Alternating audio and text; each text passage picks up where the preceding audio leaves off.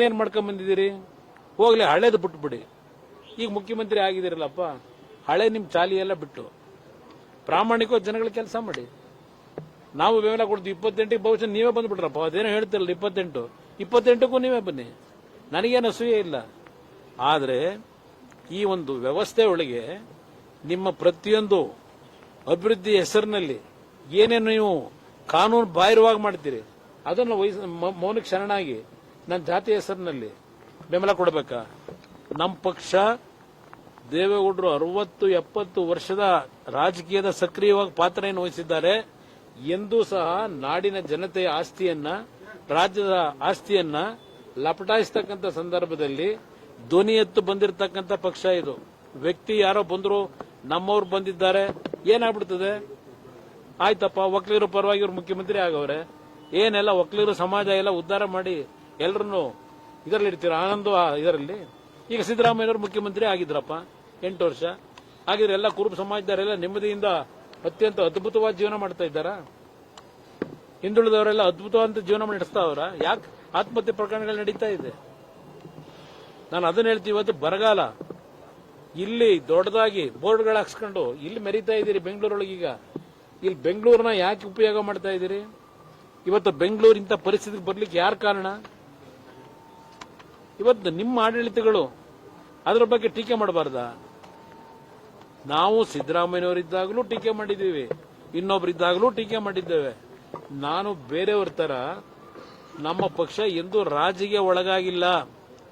ರಾಜ್ಯದ ಸಮಸ್ಯೆಗಳು ಬಂದಾಗ, ನಾಡಿನ ಖಜಾನೆ ಲೂಟಿ ಆಗ್ತಕ್ಕಂಥ ಕೆಲಸ ಆದಾಗ ನಾವು ಯಾವುದೋ ಒಂದು ಜಾತಿಯ ವ್ಯಾಮೋಹದಲ್ಲಿ ರಾಜಕೀಯ ಮಾಡಿಲ್ಲ. ಜನತೆಯ ರಕ್ಷಣೆಗೋಸ್ಕರವಾಗಿ ವಿರೋಧ ಪಕ್ಷದಲ್ಲಿ ಕೆಲಸ ಮಾಡ್ತಾ ಇದ್ದೇವೆ. ಇದ್ರ ಜೊತೆಗೆ ಇನ್ನೊಂದು ನಾನು 2 ದಿವಸದಿಂದ ಗಮನಿಸಿದ್ದೇನೆ.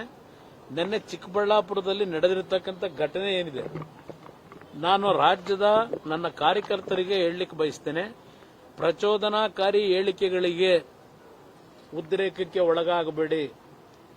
ಇದು ಒಂದು ಗುಂಪೇ ಇದೆ, ಉದ್ರೇಕಕ್ಕೆ ಒಳಪಡಿಸಿ ಅವರ ರಾಜಕೀಯ ಬೇಳೆ ಬೇಯಿಸ್ಕೋಬೇಕು ಅಂತ ಹೇಳಿ. ನನ್ನ ಬಗ್ಗೆ ಟೀಕೆ ಇವತ್ತು ಹೊಸದಾಗಿ ಬಂದಿಲ್ಲ. ನಮ್ಮ ಕುಟುಂಬದ ಬಗ್ಗೆ, ದೇವೇಗೌಡರ ಬಗ್ಗೆ ಇದೇನು ಹೊಸದಾಗಿ ಟೀಕೆ ಮಾಡ್ತಕ್ಕಂಥದ್ದಲ್ಲ. ಇದು ನಡೀತಾ ಇದೆ, 50-60 ವರ್ಷಗಳಿಂದ ನಡೀತಾ ಇದೆ. ಅದರಿಂದ ನನ್ನ ಕಾರ್ಯಕರ್ತರಿಗೆ ನಮ್ಮ ನಾಡಿನ ಸಂಸ್ಕೃತಿ, ಒಂದೊಂದು ಬಾರಿ ಈ ತರ ಪ್ರಚೋದನಕಾರಿ ಘಟನೆಗಳಿಂದ ನೀವೇನು ಉದ್ರೇಕಕ್ಕೆ ಒಳಗಾಗ್ತೀರಿ, ಅದು ನಮ್ಮ ಸಂಸ್ಕೃತಿ ಅಲ್ಲ. ಚಪ್ಪಲಿ ತೂರ್ತಕ್ಕಂಥದ್ದು, ಯಾವುದೇ ರೀತಿಯಲ್ಲಿ ಧಿಕ್ಕಾರಕ್ಕೆ ಹೋಗೋದು ಬೇಕಿಲ್ಲ. ಜನ ತೀರ್ಮಾನ ಮಾಡ್ತಾರೆ. ದಯವಿಟ್ಟು ಯಾವುದೇ ಕಾರಣಕ್ಕೂ ಇಂಥ ಪ್ರಚೋದನಕಾರಿ ವಿಷಯಗಳು ಬಂದಾಗ ನೀವು ಉದ್ರೇಕದಲ್ಲಿ ಯಾವುದೇ ರೀತಿಯಲ್ಲಿ ಸಮಾಜದಲ್ಲಿ ಒಂದು ಅಶಾಂತಿಯ ವಾತಾವರಣಕ್ಕೆ ಅವಕಾಶ ಕೊಡಬೇಡಿ. ಅದು ಏನೋ ನಿನ್ನೆ ನಡೆದಂತ ಘಟನೆ ಏನಿದೆ, ನನ್ನ ಕಾರ್ಯಕರ್ತರಿಗೆ ಮತ್ತೊಮ್ಮೆ ಮನವಿ ಮಾಡೋದು ನಮ್ಮ ಮಾಧ್ಯಮದ ಮುಖಾಂತರ, ಇಂಥ ಒಂದು ಸಂದರ್ಭಗಳಲ್ಲಿ ನೀವು ಸ್ವಲ್ಪ ಮಾನಸಿಕವಾಗಿ ಒಂದು ಒಳ್ಳೆಯ ರೀತಿಯಲ್ಲಿ, ಶಾಂತ ರೀತಿಯಲ್ಲಿ, ಸಮಚಿತ್ತ ಭಾವದಿಂದ ಇವತ್ತು ತಾವು ಇಂಥ ವಿಷಯಗಳ ಸಂದರ್ಭದಲ್ಲಿ ನಿಮ್ಮ ನಡವಳಿಕೆ ಇರಬೇಕು ಅಂತಕ್ಕಂಥದ್ದನ್ನ ನನ್ನ ಎಲ್ಲಾ ಕಾರ್ಯಕರ್ತರಿಗೆ ಮನವಿ ಮಾಡ್ತೀನಿ.